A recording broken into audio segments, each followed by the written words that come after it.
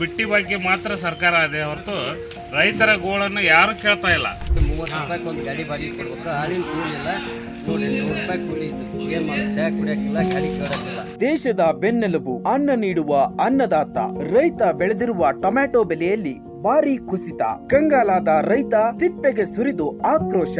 Tomato ದರ ಕುಸಿತ ಹಿನ್ನೆಲೆ ಆಕ್ರೋಶಗೊಂಡ ರೈತರು ಟೊಮ್ಯಾಟೊ ಹಣ್ಣುಗಳನ್ನ ತಿಪ್ಪೆಗೆ ಸುರಿದು ಆಕ್ರೋಶವನ್ನ ವ್ಯಕ್ತಪಡಿಸುತ್ತಿದ್ದಾರೆ.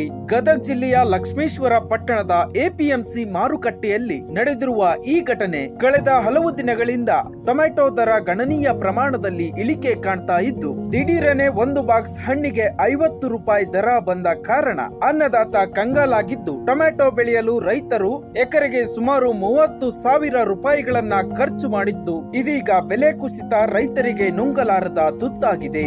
ಇದರಿಂದಾಗಿ ರೈತರು ಸರ್ಕಾರದ ವಿರುದ್ಧ ಆಕ್ರೋಶವನ್ನ ವ್ಯಕ್ತಪಡಿಸುತ್ತಿದ್ದಾರೆ. ಇವತ್ತಿನ ದಿವಸ ಏನಾಗ್ಬಿಟ್ಟೈತೆ ಅಂದ್ರೆ, ರೈತರು ತಂದಂತ ಮಾಲು ದಿನಂಪ್ರತಿ ಒಂದು 500ರಿಂದ 600 ಟೊಮೆಟೊ ಬಾಕ್ಸ್ ಬರ್ತಾ ಇದೆ. ರೈತರು ಒಂದು ಬಾಕ್ಸ್ ಟೊಮೆಟೊ ಹರಿಬೇಕಂದ್ರೆ ಒಂದು 100ರಿಂದ 200 ರೂಪಾಯಿ ಖರ್ಚು ಮಾಡೋಂಥ ಒಂದು ವ್ಯವಸ್ಥೆ ಇದೆ. ಆದರೆ ಇವತ್ತು ಏನಾಗ್ಬಿಟ್ಟೈತೆ ಅಂದ್ರೆ 20 ರೂಪಾಯಿನೂ ಮಾತಾಡ್ಸ್ತಕ್ಕಂಥ ದಿಕ್ಕಿಲ್ಲ ಈ ಟೊಮೆಟಿಗೆ.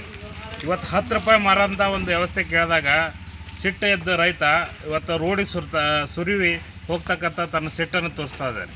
ಈ ರೀತಿ ಪ್ರತಿ ಕಾಯಿಪಲ್ಲೆ ಬೆಲೆಯೂ ಸಹಿತ ಭಾಳಷ್ಟು ಇಳಿಕೆ ಆಗ್ತಾ ಇದೆ. ಸರ್ಕಾರ ಇದ್ರ ಬಗ್ಗೆ ಯಾವುದೇ ಒಂದು ಕ್ರಮ ತೆಗೆದುಕೊಂಡಿಲ್ಲ. ಬರೀ ಕೇವಲ ಬಿಟ್ಟಿ ಬಗ್ಗೆ ಮಾತ್ರ ಸರ್ಕಾರ ಇದೆ ಹೊರತು ರೈತರ ಗೋಳನ್ನು ಯಾರು ಕೇಳ್ತಾ ಇಲ್ಲ. ರೈತರಿಗೆ ಸಂಬಂಧಪಟ್ಟಂಥದ್ದು ಯಾವುದೂ ಇಲ್ಲ. ಇವತ್ತು ನಾವು ಅನೇಕ ಬೇರೆ ಬೇರೆ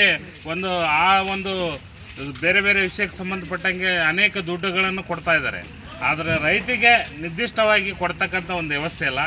ಈ ಒಂದು APMC ಮಾರ್ಕೆಟಿನಲ್ಲಿ ಒಂದು ಸ್ಟೋರೇಜ್ ಮಾಡೋದರಿಂದ ಏನಾದರೂ ಮಾಡೋಂಥ ಒಂದು ವ್ಯವಸ್ಥೆ ಮಾಡಿದರೆ ಈ ಕಾಯಿಪಲ್ಯಗಳನ್ನು ಅಲ್ಲಿಟ್ಟು ಮರುದಿವ್ಸ ಮಾರ್ತಕ್ಕಂಥ ಒಂದು ವ್ಯವಸ್ಥೆ ಆಕೈತಿ.